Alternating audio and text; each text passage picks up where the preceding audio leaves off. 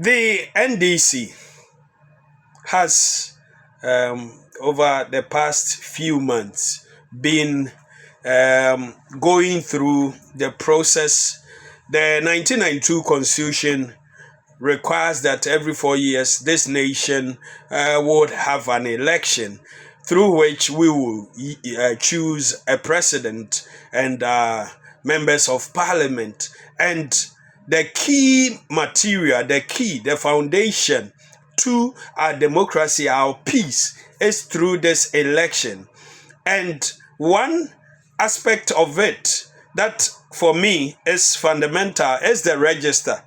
The Constitution says that those who are 18 years and above and of sound mind, every 4 years must be given the opportunity.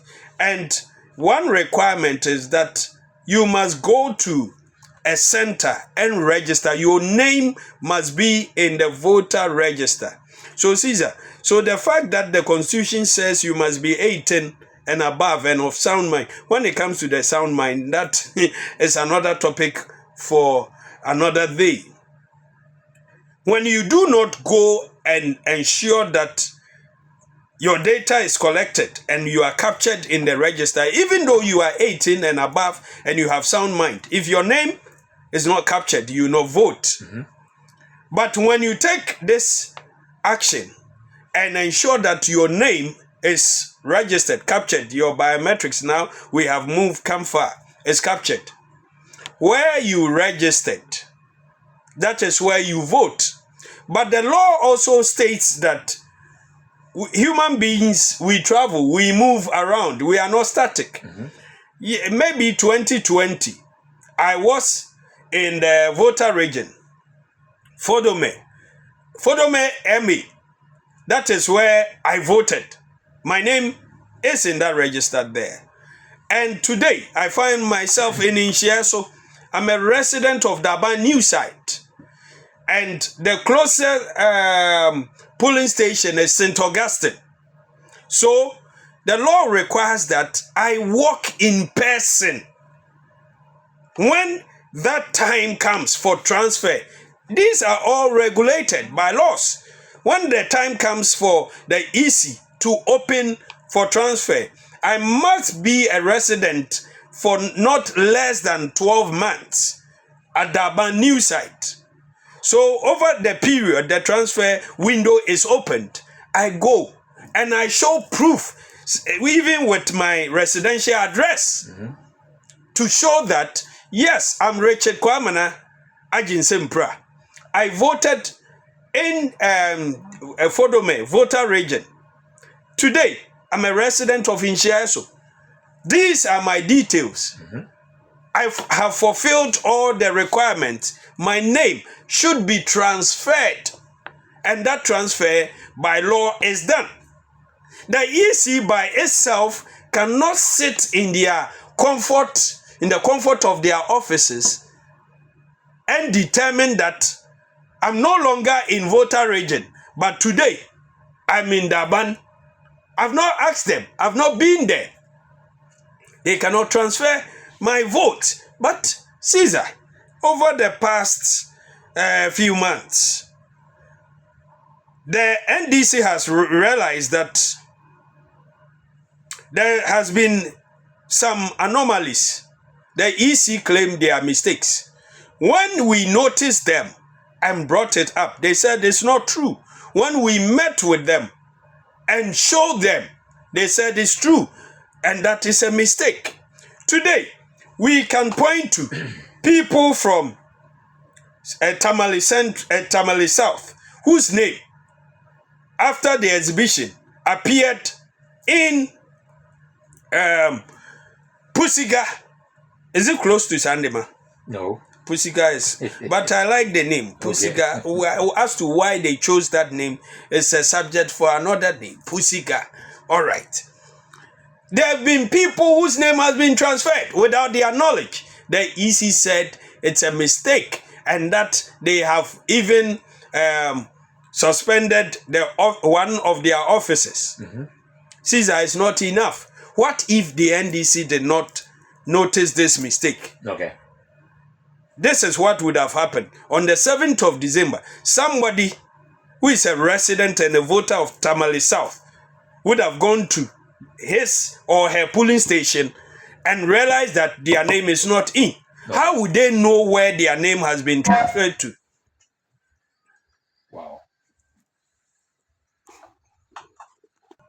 Sorry. And from where I landed, what does the NDC seek? What are we talking about? After laying everything bare, there was a meeting with the EC, and we pointed out to them the anomalies that has occurred, and they admitted. But to them, they said they are correcting it. What the NDC is asking for that, we believe a forensic audit will answer the following questions. So there are some questions we are posing to them. The reason why we are calling for a forensic audit. And by this, we mean that the EC should bring their IT guys. Let all the political parties also bring their IT guys. Let's sit down and go through the register. When there are issues, we sort them out, and everybody comes to that understanding. We come to a common ground and we agree and we move. One, the extent of manipulation. We believe the system has been manipulated. How widespread is the issue of illegal voter transfers? If the Pusiga EC office could transfer voters from Tamale South constituency without proper authorization, what is the scale of similar incidents across the country?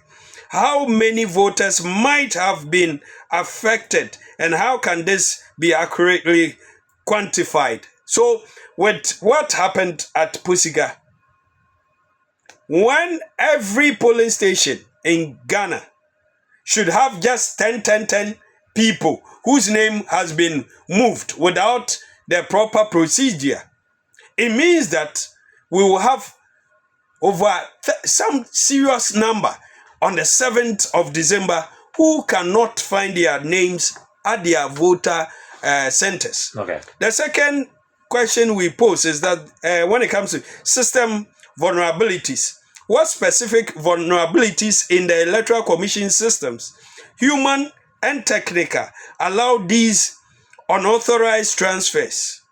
Are there specific protocols or security measures that were bypassed or ignored? Specifically, will the EC's attempts to address these weaknesses prevent further manipulations ahead of the 7th December elections? If yes, what prevented the EC from not instituting such measures?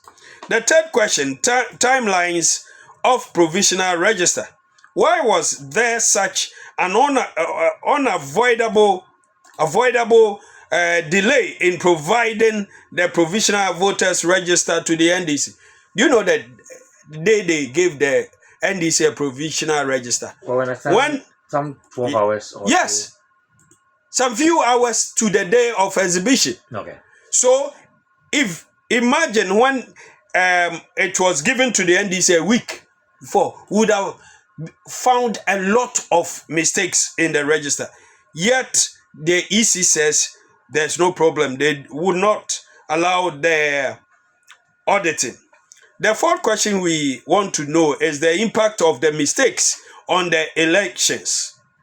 What is the potential impact of the admitted mistakes and errors by the Electoral Commission on the fairness of the upcoming elections? Will the mistakes compromise the integrity of the election results? Mm-hmm. This is the EC, led by Jane Mensah, who on 2020 brought about 5 different results. Mm-hmm. They said it was a mistake. Now, the new mistake is that people can go to their centers and their names will not be there. Their names have been transferred. Okay. Something that the EC has no mandate to do so without due recourse to the law. The fifth question we want to ask is on the historical comparisons. The EC generalized its mistakes by referencing errors made by past commissions. How does this comparison help address the current concerns and what lessons have been learned from previous errors to prevent similar issues in the future.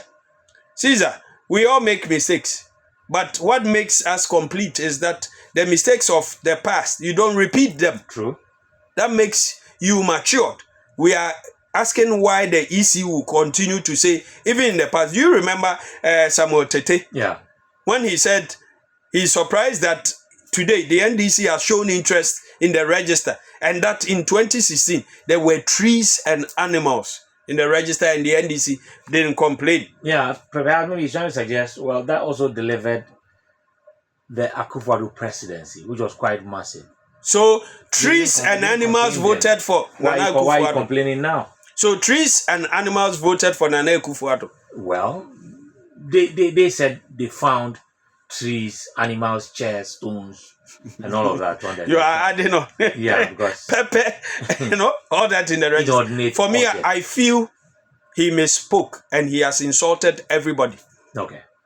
Samuel Tete, and it appears that character is common with these current commissioners. Okay. When they open their mouth, they say just anything to Ghanaians. Do you remember Bosman Asare telling us that the NDC is a threat to Ghana's democracy? Mm-hmm. How does a referee say that a party to the game is a threat to the peace of the game or the game ending successfully?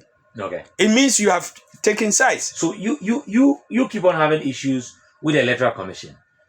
That seems to be the case. They bring themselves. Since the NDC left office, yes, you've had problems with the Electoral Commission. Yes. And the other side seems fairly okay with the situation. That has always been the situation. When you're in government, you become automatic PR for the EC. When you're out of government, you oppose their decisions, positions, and perhaps go against all that they say. Well, that's become what we now know of politicians now. The NDC has never been spokespersons for the EC, even when we had power. But we always refer to the Constitution. Okay. The EC is supposed to be an independent umpire. And when their work and their utterances, their actions, go out of what they are constitutionally mandated to do, mm-hmm, we have the right to criticize. Okay. For instance, what is going on today? I just cited 2020, the results. EC made lots of mistakes. Yeah. Over these years, we've had district level elections, where in some areas they used 2 days to do the voting. It was as a result of the mistakes by the EC. Yeah. So can we sit down, or should we sit down and wait for 2024, 7 December, for these mistakes to occur? Can we guarantee the peace of the state? The MPP says, well, they also admit the audit ought to be done, but perhaps it's a due process. And they are also challenging that if the EC grants what you are requesting for, they will also hit the streets as well. Is it that the two political parties just want chaos in the system for the Electoral Commission and for Ghanaians? Caesar. Yes. We are going into elections. One party sees some mistakes, mm-hmm, that can plunge this nation into chaos, and wants an audit to prevent that chaos. Okay. One party is saying that allow the mistakes. Let's move into 7 December. Well, they're saying they're not against it, but it's the way you want it done. You should allow the EC to do it. You see, the hypocrisy, the hypocrisy of the MPP, the confusion of the MPP administration and their leadership today. Okay. Sometimes you listen to them and you ask yourself so many questions. Nana Boache, mm-hmm, says when the EC agrees, they will go on demonstration. Mm-hmm. They will go to the Supreme Court. Mm-hmm. And I sit down and I say, is this young man the one that I attended the same school with? Mm-hmm. I'm shocked. What has come of him? You see, somebody wants mistakes corrected before a disaster strikes. Mm-hmm. You are saying the way they are going about it. Now, you are a party to the process. Yeah. If you think our approach there's a problem with it. Come with your approach. At the end of the day, we must all sit down. Okay. A forensic audit will simply mean that you, the NPP, you have your IT people who understand these things. Bring them. Bring your best. Let the NDC bring our best. Let the EC bring their best. The EC, the mistake reading EC, led by Jane Mensah, Bosman Asari, Apiahini of the MPP, and the Kofi Ansers, and all those politically exposed people who have been appointed to the EC, who are supervising over these mistakes, these anomalies. We want to prevent the chaos. If not for anything, my brother, the 1992 Constitution, which group of people brought it out? Okay. The NDC, we led it, the PNDC. There's a group. They said they wear suit and tie. They cannot sit down with market women, farmers, cleaners to make laws for the state. They are first-class citizens. They did not come. Today, the Constitution as we have it may not be a perfect document, but we have had the longest serving Constitution. So we are saying that if you have any idea, it is at the table. The NDC said we should meet with the EC. Yeah. We will want the media to cover. Yeah, EC said no. We don't know what you are coming to talk to us about. Because to them, at that particular point, they felt it is not everything that you just open up to the media. But the NDC wanted otherwise. Caesar, yes. What do they have to hide? Well, I don't know. In fact, we have a problem. We want you to help us address the problem. Yeah. We want the whole world to hear and watch us. If we are making ridiculous claims, the world will judge. True. If we have something tangible, the world will judge. True. What do you have to hide? Caesar, I come to you. You have served me water.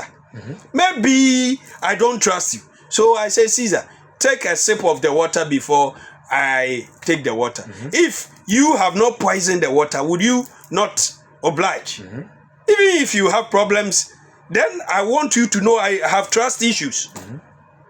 But when you insist that you not take a sip, yet you have offered it to me, it means you have poisoned the water. Okay. This is what the NDC is saying. Interesting. So, with all that, we went on a demonstration. Yeah. It is a legally mandated right to demonstrate for the world to know. Then one will ask, after demonstration, what? We are asking the EC to have a forensic audit and then have a re-exhibition after the audit.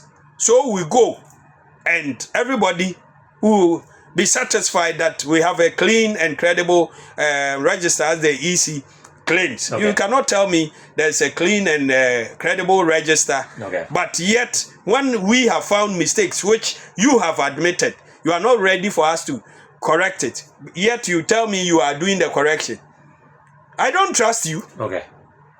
Well,